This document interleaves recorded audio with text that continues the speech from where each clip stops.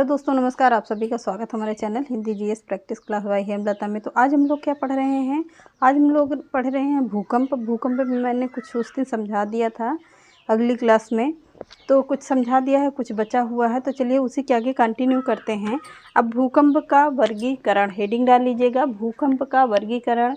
तो भूकंप का वर्गीकरण, भूकंप का वर्गीकरण पहला है क्या? मानव निर्मित। दूसरा है क्या? प्राकृतिक भूकंप, जो मानव के द्वारा कूड़ा करकट सब चीज़ एक जगह इकट्ठे कर दिया जाता है, पॉलीथीन वगैरह को। तो वहाँ पर क्या होता है, ज़्यादा विस्फोट के भूकंप आने के, क्योंकि धरती क्या होती है, नीचे से सांस नहीं ले पाएगी, तो वहाँ पर भूकंपीय तरंगे ज़्यादा आती हैं। कैसे? मानव निर्मित उसे कहेंगे। प्राकृतिक यानी कि भगवान के द्वारा, प्रकृति के द्वारा आया हुआ भूकंप। तो पहला लिख लीजिएगा, प्राकृतिक भूकंप के 3 भाग होते हैं। कैसे? उत्पत्ति में भाग लेने वाले कारकों के आधार पर, उत्पत्ति में भाग लेने वाले कारकों के आधार पर, भूकंप की स्थिति के आधार पर, और तीसरा है क्या? स्थिति के आधार पर। तो क्या होगा? मानव निर्मित। मानव निर्मित में तो कुछ भी नहीं आता है, ऐसे ही इसको कह दिया गया है कि मानव निर्मित है। पर प्राकृतिक भूकंप में बहुत सारी संभावनाएं होती हैं भूकंप आने के। तो उत्पत्ति में भाग लेने वाले कारकों के आधार पर पहला क्या होगा? ज्वालामुखी द्वारा भूकंप आता है, संतुलन मूलक भूकंप आता है, और क्या होता है? तीसरा है भ्रंश मूलक भूकंप आता है। अब इसमें क्या है? भूकंप की स्थिति के आधार पर सामान्य भूकंप आएगा, मध्यम भूकंप आएगा, और विनाशकारी भी भूकंप आता है। और तीसरा है क्या? स्थलीय भूकंप और जलीय। स्थल में, ज़मीन में भी भूकंप आता है और जल में भी भूकंप आता है। ज़मीन और जल दोनों में भी भूकंप आता है। तो क्या है? उत्पत्ति में भाग लेने वाले कारकों के आधार पर कैसा भूकंप होता है? 3 प्रकार के होते हैं। ज्वालामुखी भूकंप, ऐसे ही लिखते चलिएगा, संतुलन मूलक भूकंप, भ्रंश मूलक भूकंप, और भूकंप की स्थिति के आधार पर सामान्य भूकंप, मध्यम भूकंप और विनाशकारी भूकंप। और तीसरे में क्या है? स्थलीय भूकंप और जलीय भूकंप। इतना समझ में आ गया होगा। अब हेडिंग डाल लीजिएगा, मानव निर्मित भूकंप। जैसे कि पॉइंट करके लिखिएगा, मानव के रचनात्मक एवं विनाशात्मक क्रियाकलापों के द्वारा धरातल पर उत्पन्न होने वाले कंपन मानव निर्मित क्या है? भूकंप कहते हैं। ये भूकंप विनाशकारी नहीं होते हैं। ये भूकंप क्या होते हैं? विनाशकारी नहीं होते हैं। फिर से देख लीजिए, मानव के रचनात्मक एवं विनाशकारी क्रियाकलापों के द्वारा धरातल में उत्पन्न होने वाले कंपन मानव निर्मित भूकंप कहते हैं। ये भूकंप विनाशकारी नहीं होते हैं। एक्सप्लेन में करिएगा, नदियों पर बांध बनाने से नहीं होते हैं। पर्वतीय या पहाड़ी क्षेत्रों में डायनामाइट से विस्फोट कराने से भी भूकंप नहीं आते हैं। तो फिर से देखिएगा, मानव के द्वारा रचनात्मक एवं विनाशात्मक क्रियाकलापों के द्वारा धरातल पर उत्पन्न होने वाले कंपन मानव निर्मित भूकंप कहते हैं। ये भूकंप विनाशकारी नहीं होते हैं। एक्सप्लेन में नदियों पर बांध बनाने से होगा, और क्या है? पर्वतीय या पहाड़ी क्षेत्रों में डायनामाइट से क्या होता है? विस्फोट कराने से भी भूकंप नहीं आता है। तो चलिए, इसको हो गया होगा, आगे देखते हैं। आगे लिखिएगा इसी में,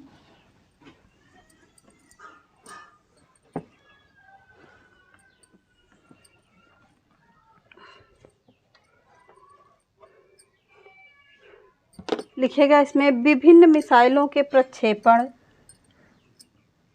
पेन चेंज कर लीजिएगा। विभिन्न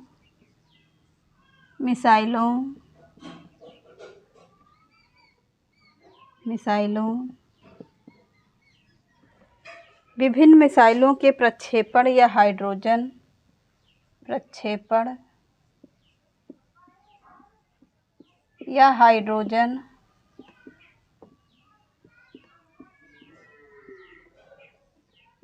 हाइड्रोजन व परमाणु बम के परीक्षण से उत्पन्न कंपन, हाइड्रोजन व परमाणु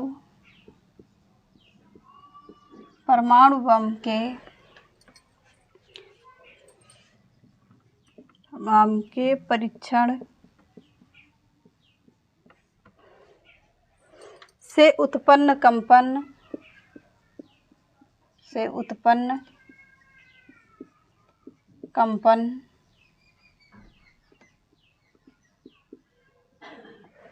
क्या कहलाती हैं? भूकंपीय तरंगे कहलाती है। जैसे ज्वालामुखी भूकंप कैसे आता है? ज्वालामुखी भूकंप, हेडिंग डालिए पहले, ज्वालामुखी भूकंप।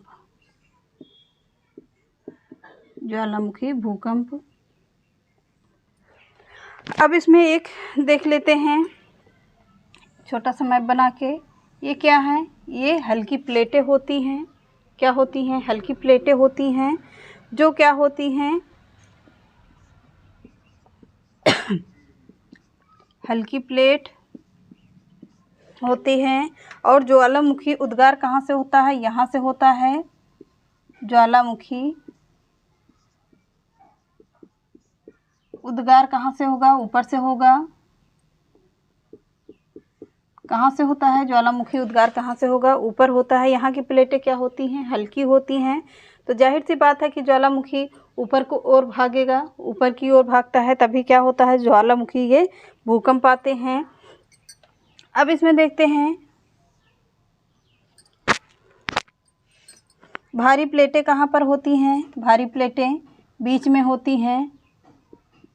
भारी प्लेट कहाँ पर होती हैं? बीच में होती हैं। अब यहाँ से क्या होता है? ऐसे करके बनाते चलिएगा, आप लोगों को समझने के लिए आसान होगा। छेपड़ क्या होता है? छेपड़ यहीं पर लिख लेते हैं, छेपड़। फिर क्या होगा? कितने % का होता है? 110 डिग्री सेल्सियस का होता है। और यहाँ पर क्या होता है? यहाँ पर कूड़ा करकट होंगे इकट्ठे, कुछ छोटे छोटे ऐसे कण होते हैं। फिर उसके बाद दुर्बलता मंडल कहाँ पर होता है? यहीं पर होता है। दुर्बलता मंडल यहीं पर होता है। कैसा? दुर्बलता मंडल होता है। अब इतना समझ में आ गया होगा। कहाँ से आएगा? धीरे धीरे यहीं से प्रवेश करता हुआ क्या होता है? धीरे धीरे निकलता है। तो क्या हो गया?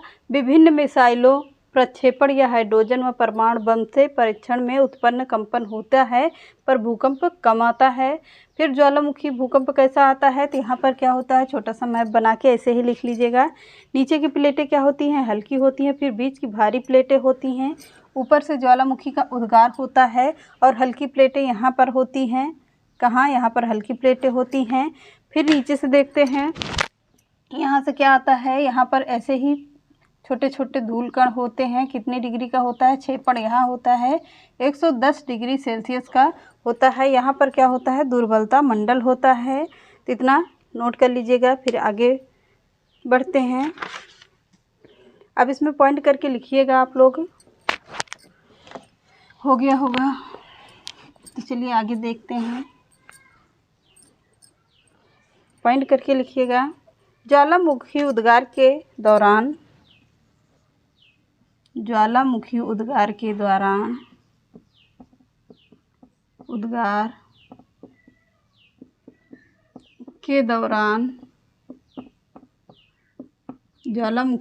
के दौरान जब आसपास के प्लेटों में कंपन उत्पन्न होता है, जब आसपास के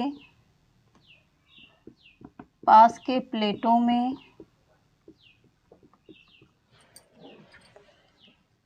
कंपन उत्पन्न होता है, कंपन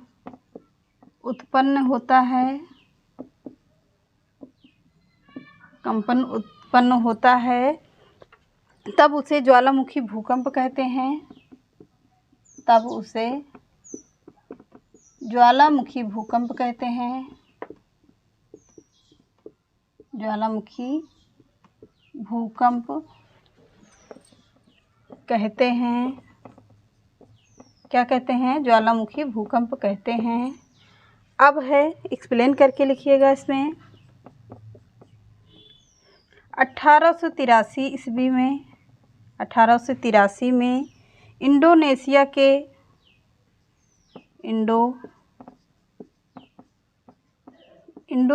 के क्राकाटोआ, कहाँ पर? क्राकाटोआ, इंडोनेशिया के क्राकाटोआ ज्वालामुखी उद्गार से उत्पन्न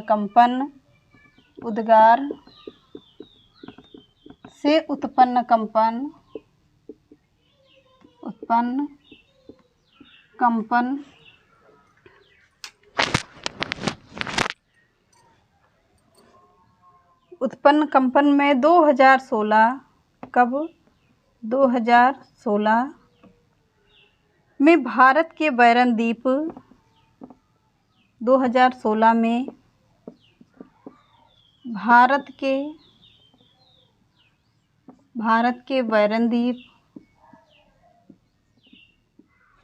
के बैरन द्वीप में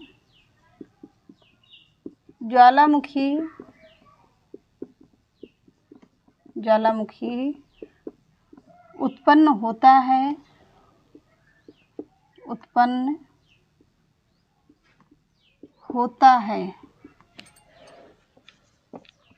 ज्वालामुखी उत्पन्न होता है। अब दूसरा पॉइंट लिखिएगा, संतुलन मूलक भूकंप। संतुलन मूलक भूकंप।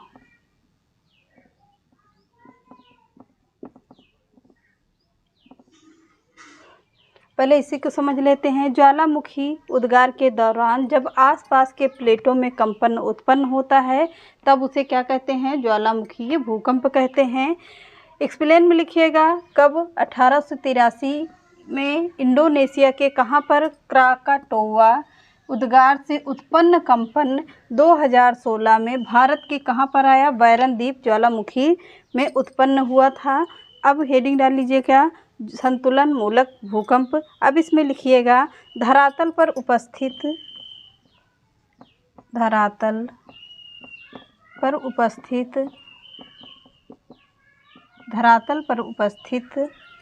प्लेटें,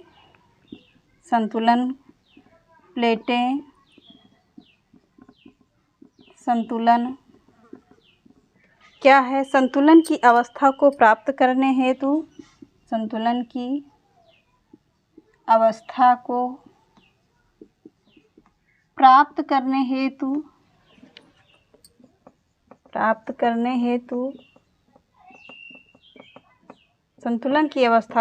करने हेतु कभी एक दूसरे से टकराती हैं, कभी एक दूसरे से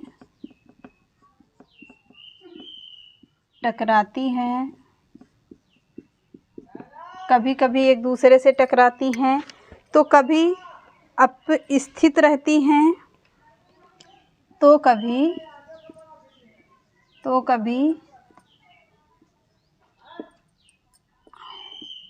अपस्थित रहती हैं, अपस्थित होती हैं। अगला पॉइंट लिखिए, इस दौरान धरातल पर कंपन उत्पन्न, इसी में लिख लीजिएगा, इस दौरान धरातल पर उत्पन्न कंपन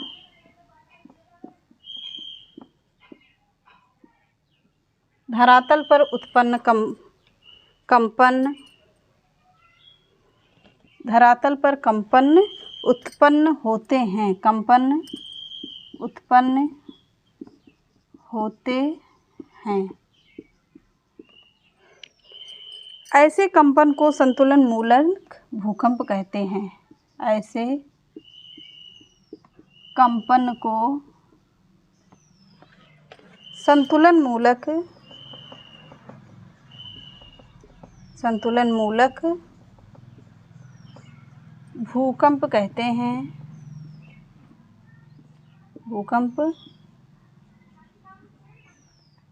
हैं। तो इतना समझ में आ गया होगा। एक्सप्लेन करके लिखाते हैं। संतुलन मूलक भूकंप क्या है? धरातल पर उपस्थित प्लेटें संतुलन की अवस्था को प्राप्त करने हेतु कभी एक दूसरे से टकराती हैं तो कभी क्या कहती हैं, अपस्थित रहती हैं, यानी इस दौरान धरातल पर कंपन उत्पन्न होते हैं। ऐसे कंपन को संतुलन मूलक भूकंप कहते हैं। एक्सप्लेन करके लिखिएगा इसी में आगे।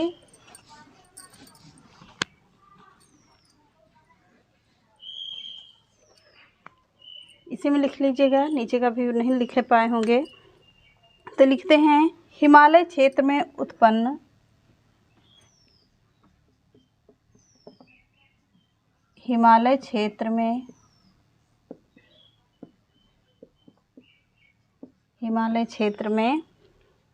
उत्पन्न निरंतर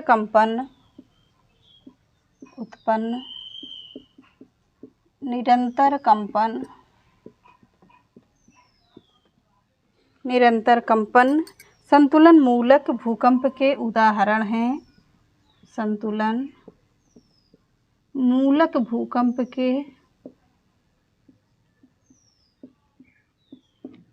के उदाहरण हैं। इतना समझ में आ गया होगा। अब हेडिंग डाल लीजिए क्या? भ्रंश मूलक भूकंप। भ्रंश मूलक भूकंप, इसी को भी लगातार थोड़ा सा मैप के द्वारा है, इसको भी समझ लेते हैं फटाफट से।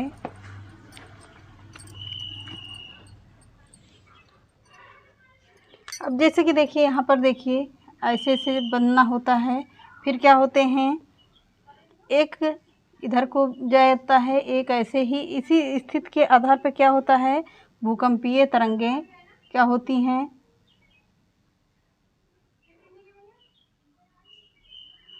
यहाँ पर क्या होता है, टूट जाता है। क्या टूट जाता है? ऐसे ही क्या होती हैं सारी भूकंपें, ऐसे ऐसे फैलाव में फैलती हुई जाती हैं। अब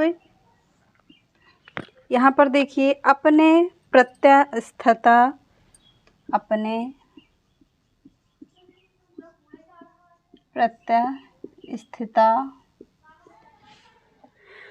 की सीमा तक खींचते हैं।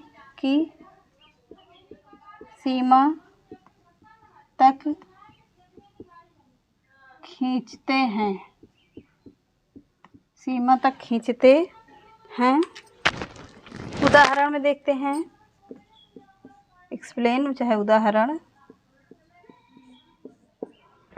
क्या है। जब 1923 में, कब 1923 में कहाँ पर भूकंप आया था? जापान के सगामी की खाड़ी का भूकंप आया था। कब आया था? जापान के कहाँ पर आया था? सगामी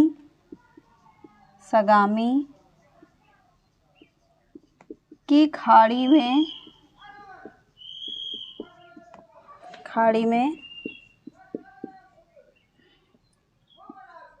भूकंप आया था। कहाँ पर? सगामी की खाड़ी में भूकंप आया था। कब आया था? तो 1923 में आया था।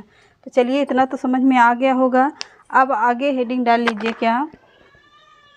टाइम हो गया है, अब हेडिंग कल देखना है, इसके आगे कल कंटिन्यू करते हैं। तो चलिए चैनल पसंद आए तो लाइक कर दीजिएगा, सब्सक्राइब ज़्यादा से ज़्यादा शेयर कर दीजिएगा। शेयर करने से क्या होता है, उन लोगों तक क्लास पहुंच जाएगी जो पेड कोर्स नहीं ले पाते हैं, पेड कोर्स लेने में असमर्थ नहीं है या उनका क्षेत्र दूर है। तो आप लोग ज़्यादा से ज़्यादा शेयर कर देंगे तो उन लोगों का भी भला हो जाएगा। आप लोगों को बिल्कुल बेसिक से थ्योरी वाली क्लास भी मिल रही है, तो आप लोग बढ़िया से नोट्स बनाते हुए पढ़िएगा। सभी परीक्षाओं के लिए भूगोल तो पूछा ही जाता है। तो चलिए आज नमस्कार।